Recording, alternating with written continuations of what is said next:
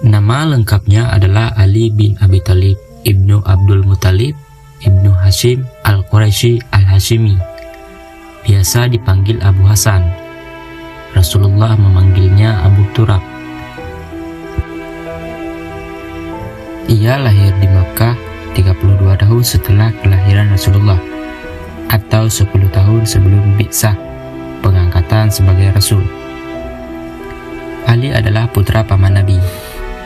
Ia berwajah tampan, warna kulitnya coklat, kepala bagian depannya botak, matanya lebar dan kedua bola matanya sangat hitam, bahunya lebar, kedua tangannya kekar, badannya gemuk, tidak terlalu tinggi dan tidak terlalu pendek, dan murah senyum.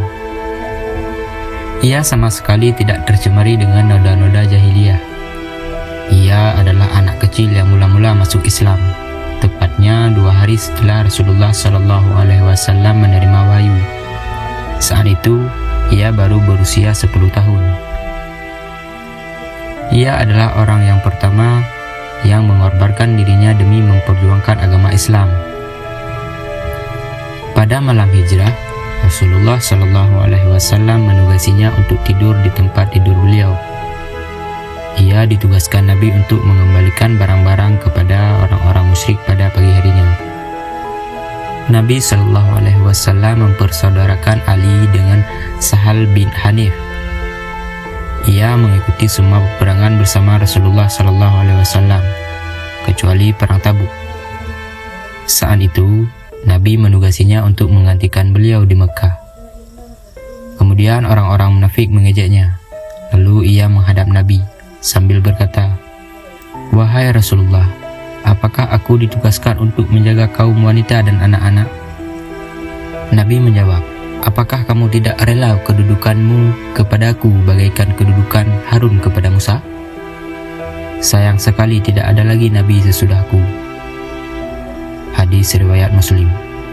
Rasulullah SAW menikahkan Ali dengan putri beliau, Fatimah, pada tahun kedua Hijriah. Ali tidak menikah dengan wanita lain sampai Fatimah meninggal, 6 bulan pasca wafatnya Rasulullah SAW. Ia termasuk salah satu di antara sahabat yang diberitakan Nabi masuk surga. Ia pernah ditugaskan untuk membawa panji Rasulullah dalam berbagai peperangan. Rasulullah juga pernah mendelegasikannya untuk membacakan surat Al-Bara'ah di hadapan kaum muslimin pada musim haji tahun 9 Hijriah.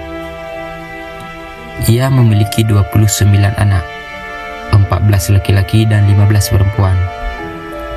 Di antara anak laki-lakinya adalah Hasan dan Hussein, pemuka-pemuda penghuni surga, Muhammad ibnu Al-Hanafiyah, Abbas dan Umar.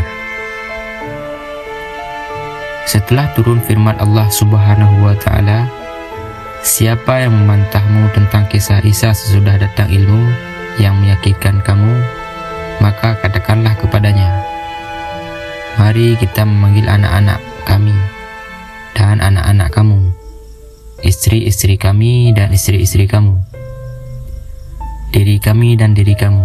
Kemudian marilah kita bermubahalah kepada Allah, dan kita minta supaya laknat Allah ditimpakan kepada orang-orang yang dusta." Quran Surat Ali Imran 61. Rasulullah SAW langsung mendoakan Ali, Fatimah, Hasan dan Hussein dan berkata, "Ya Allah, mereka semua adalah keluargaku."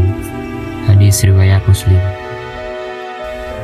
Rasulullah SAW menjadikan Ali sebagai saudaranya ketika beliau mempersaudarakan kaum muslimin di Mekah sebelum hijrah.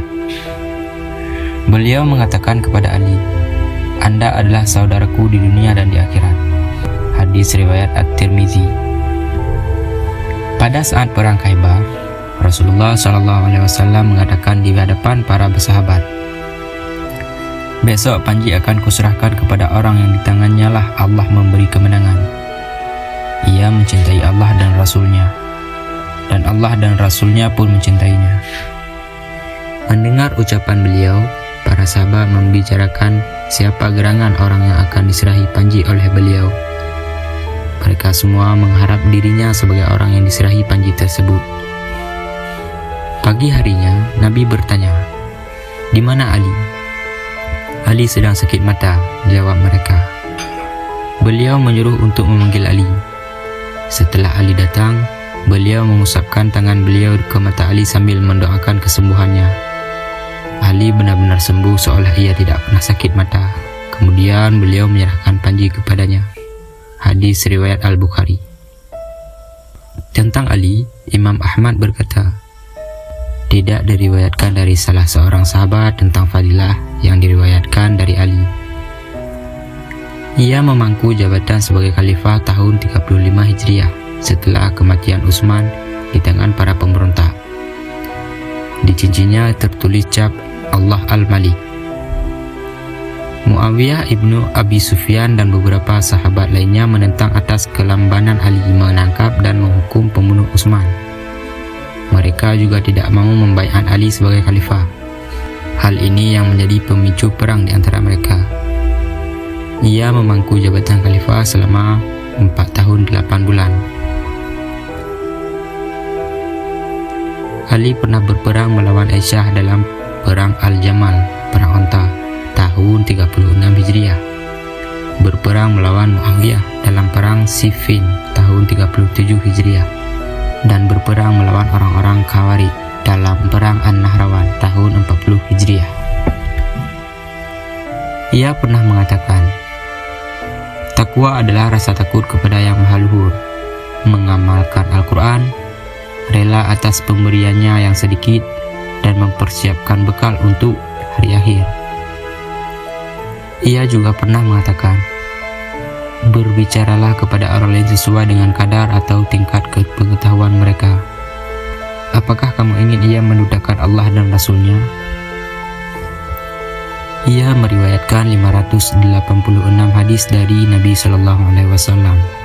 Di antaranya, ia berkata, pada saat perang Al-Ahzab, Rasulullah mengatakan, Allah memenuhi rumah dan kuburan mereka dengan api. Mereka telah melalaikan kita untuk menunaikan salat asar hingga matahari terbenam. Hadis riwayat Al-Bukhari.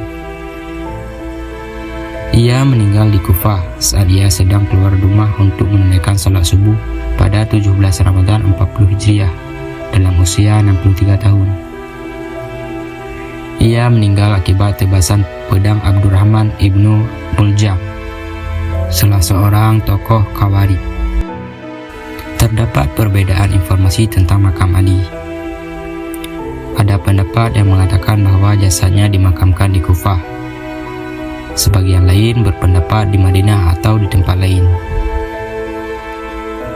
Ali adalah seorang penyair.